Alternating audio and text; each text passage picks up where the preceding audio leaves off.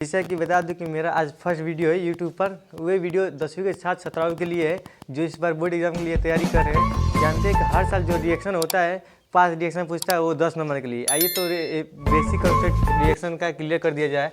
जैसे कि आप हाइड्रोकार्बन, तो हाइड्रोकार्बन किसे कहते हैं? जो कार्बन और हाइड्रोजन से मिलकर बना हो तो इसे हम लोग क्या कहते हैं? हाइड्रोकार्बन कहते हैं। क्या कहते हैं? जो हाइड्रोजन और कार्बन से मिलकर बना हो तो इसे हम लोग क्या कहते हैं? हाइड्रोकार्बन कहते हैं। जैसे कि मान लीजिए कि यहाँ पर लिखा है CH4, तो CH4 तो आप लोग क्या कहें? ये हाइड्रोकार्बन हो गया। हाइड्रोकार्बन में कौन कौन आते हैं? जिससे कौन कौन आते हैं?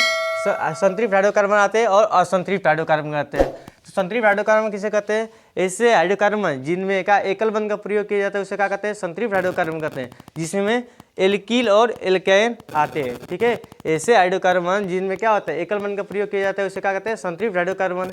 या कह सकते हैं कि ऐसे हाइड्रोकार्बन जिनमें क्या होता है? एल्किल और एल्केन होते हैं उसे क्या कहते हैं? संतृप्त हाइड्रोकार्बन कहते हैं। एल्किन क्या होता है? इसका सामान्य सूत्र क्या होता है? CnH2n+1। जो कार्बन का दुगुना से एक हाइड्रोजन अधिक रहता है, जो कार्बन का दुगुना से एक हाइड्रोजन अधिक रहता है उसे हम लोग क्या कहते हैं? एल्किल कहते हैं। अब एल्किन किसे कहते हैं? जो कार्बन का दुगुना से 2 हाइड्रोजन अधिक रहता है। इसका सामान्य सूत्र क्या होता है? CnH2n+2। जिसे कि बोल सकते हैं जो कार्बन का दुगुना से 2 हाइड्रोजन अधिक रहता है उसे हम लोग क्या कहते हैं? एल्केन कहते हैं। जैसे एल्किल के एग्जाम्पल ले लीजिए, जैसे मान लीजिए CH3, तो देखिए यहाँ पर कार्बन एक है, उसको दुगुना से एक हाइड्रोजन अधिक करना है तो इसे हम लोग क्या बोलेंगे? एल्किल बोलेंगे।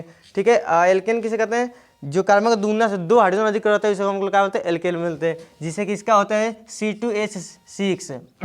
C2H क्या हो गया आपका? C2H6 आपका क्या होगा? जो कार्बन का दुगुना से 2 हाइड्रोजन अधिक है ना, तो इसे हम क्या बोलते हैं? एल्केन बोलते हैं। अब आए बात असंतृप्त हाइड्रोकार्बन का। तो असंतृप्त हाइड्रोकार्बन जिनमें डबल और ट्रिपल बंध का प्रयोग किया जाता है उसे हम लोग क्या कहते हैं? असंतृप्त। जिनमें डबल और ट्रिपल बंध का प्रयोग किया जाता है उसे हम लोग क्या बोलते हैं? असंतृप्त हाइड्रोकार्बन कहते हैं। इसमें कौन कौन आते हैं? इसमें आता है एल्कीन और एल्काइन। इसमें क्या होता है? इसका सामान्य सूत्र क्या होता है? CnH2n होता है। इसका सामान्य सूत्र क्या होता है? CnH2n। ठीक है, इसमें डबल बंध का प्रयोग किया जाता है। ठीक है, इसमें एल्कीन। अब आपके आगे एल्काइन। ऐसे हाइड्रोकार्बन जिनमें क्या होता है? जिसमें ट्रिपल बंध का प्रयोग किया जाता है उसे हम क्या कहते हैं? एल्काइन कहते हैं। इसका सामान्य सूत्र क्या होता है? CnH2n-2। जो क्या होता है? जो कार्बन का दुगुना से 2 हाइड्रोजन कम होता है उसे हम लोग क्या कहते हैं? एल्किल कहते हैं। ठीक है, अब इसके बाद है कि आईपीएसी नाम करना। ठीक है, तो एल्किल का आईपीएसी नाम लिखते समय कार्बन क्रियात्मक समूह के रूप में क्या जोड़ दिया जाता है? YL जोड़ दिया जाता है। एल्किल का आईपीएसी नाम लिखते समय कार्बन क्रियात्मक समूह के रूप में क्या जोड़ दिया जाता है? YL। अब बात है एल्केन का आईपीएसी नाम लिखने का। तो एल्केन का आईपीएसी नाम लिखते समय कार्बन क्रियात्मक समूह के रूप में क्या जोड़ दिया जाता है? ANE जोड़ दिया जाता है।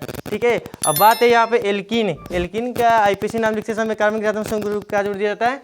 तो ANE। जो लास्ट वाला नेम होता है उसी का कर दीजिए, जोड़ दिया जाता है, वही क्या हो गया? आईपीएसी नामकरण हो जाता है। अब देखिए बात है एल्काइन। तो एल्काइन के जब आईपीएसी नामकरण के लिए लिखा जाता है जिसका लास्ट में क्या जोड़ दिया जाता है? YNE। जिसे एग्जाम्पल एक बता दे रहे हैं। ठीक है, जिसे इसका आईपीएसी मान लीजिए कि तो आपका क्या हो गया यहाँ पर? C2H4 ये हो गया ना एल्कीन। तो इसका अगर आईपीएसी नाम लिखना चाहते हैं तो क्या लिखा है? C2 का आता है? एथ आता है। ठीक है, एथ आता है। तो एथ में क्या जोड़ देना है? ENE। तो क्या हो गया? एथीन हो गया। अब इसका आईपीएसी नाम हो गया, क्या हो गया? IUPAC नामकरण। इसका आईपीएसी नाम क्या हो गया? एथीन हो जाएगा। ठीक है ना, इसका आईपीएसी नाम एथीन हो जाएगा। ठीक है, अब इसका देखिए CnH2n-2 है। ठीक है, अब इसका आईपीएसी नाम लिखना चाहते हैं तो इसका एक एग्जाम्पल लेके देख लीजिए। तो मान लीजिए इसका एग्जाम्पल क्या होगा? C2H2 हो जाएगा। ठीक है, इसका एग्जाम्पल क्या होगा? C2H2 हो जाएगा। तो इसका आईपीएसी नाम लिखेंगे तो C2 का आएगा।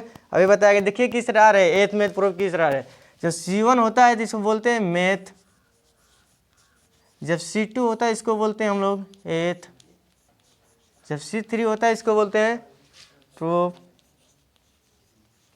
जब C4 होता है इसको बोलते हैं हम लोग क्या?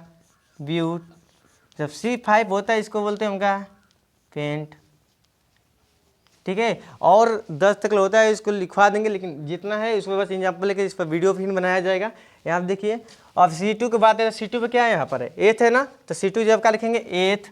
ठीक है ना, अब इसका आईपीएसी नाम लिखते समय क्या जोड़ दिया जाता है क्रियात्मक समूह के रूप में? YNE plus YNE।